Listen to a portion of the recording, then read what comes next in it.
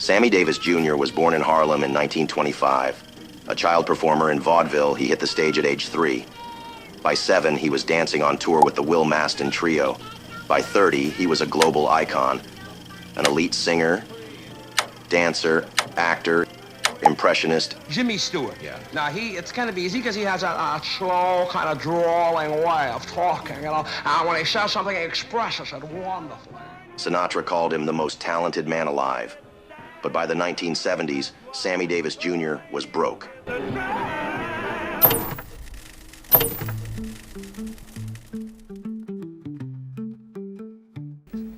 was the first thing he accomplished. You and must also have got forgotten my debts paid up, you know. Your debts? Yep. Are you bad with money? No, I think I'm pretty good with it. It's a cat that's a construction cat, and he makes $10,000 a year. I think he needs to blow $100. Just on something stupid and dumb.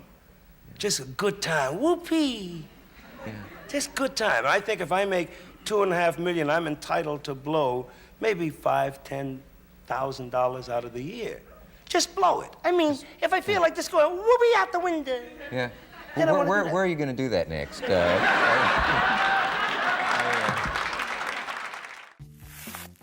Davis made over $50 million in his lifetime. Adjusted for inflation, that's close to $400 million today. But by the time he died in 1990, he owed over $7 million. His estate was essentially bankrupt. How does that happen? First, lifestyle. Davis owned homes in Beverly Hills and Palm Springs, traveled with an entourage, showered friends with gifts, and never said no to a party. One of his most infamous purchases, a $10,000 gold and diamond Cartier wristwatch with his initials engraved. Just one of many extravagances. Second, taxes. In 1970, the IRS hit him with a bill for back taxes that ballooned with interest and penalties. Third, the times changed. Batman and Robin, what are you guys doing? Just routine crime fighting. Would you like to come inside? I'm rehearsing. The Rat Pack was out. The Beatles, Motown, and counterculture were in. Vegas was fading. Variety shows and swing acts were no longer the draw. But Sammy still needed to work, and work he did. Game shows, TV cameos, but one of the most surprising gigs came from overseas. 1, 2, 3.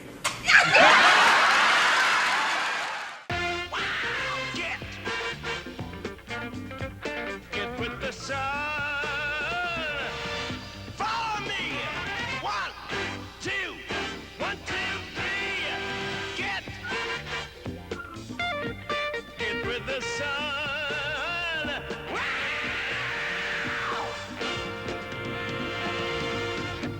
Suntory. In 1974, Davis starred in a series of Japanese commercials for Suntory whiskey. The results still bring smiles today, to fans of Sammy and to lovers of the bizarre, the heartfelt, and the unapologetically original. They gave him room to sing, dance, improvise, and get a little weird. An open canvas for a performer whose talents never fit neatly into boxes. Suntory. These ads weren't just cash grabs. They were surreal, stylish, and oddly elegant. In Japan, they were seen as cultural currency. In America, they were invisible. And for Sammy, they were necessary.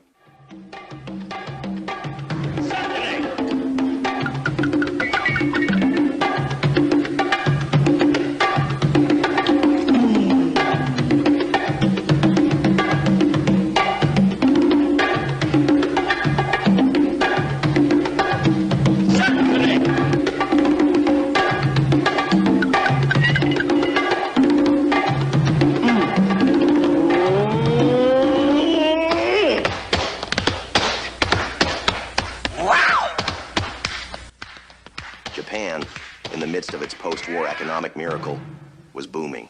Suntory. Suntory White.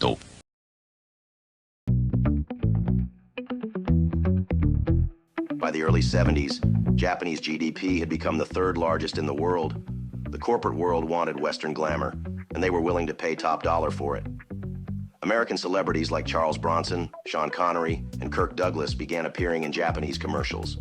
They could earn $100,000 to $500,000 per ad, often for a single day of filming, so their brand at home stayed intact. Davis's Suntory spots were legendary, part cocktail lesson, part jazz solo.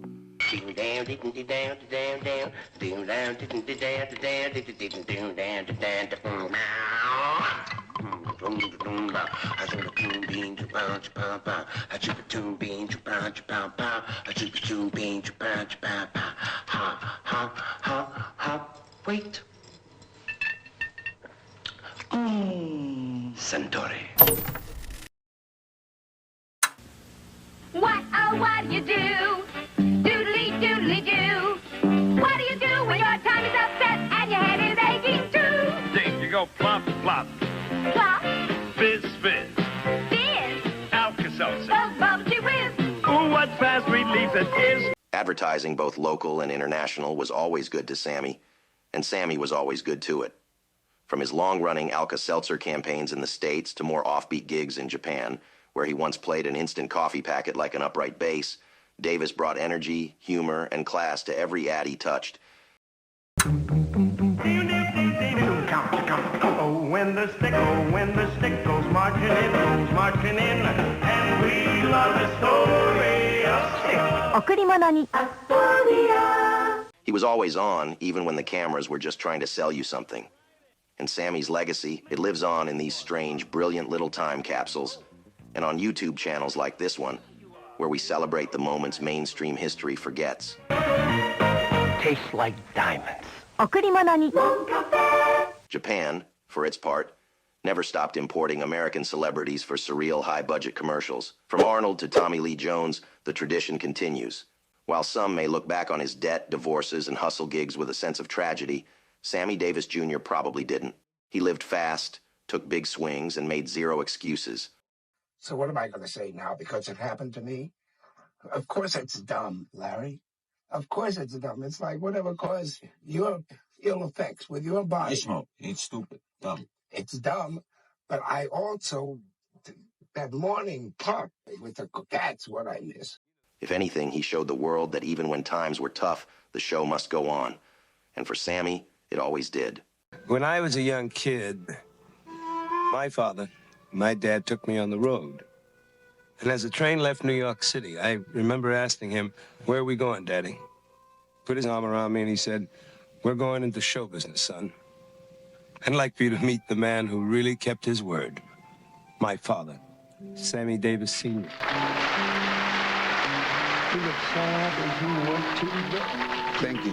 You're together for days. Gotta get the gray out. No, that's my trademark.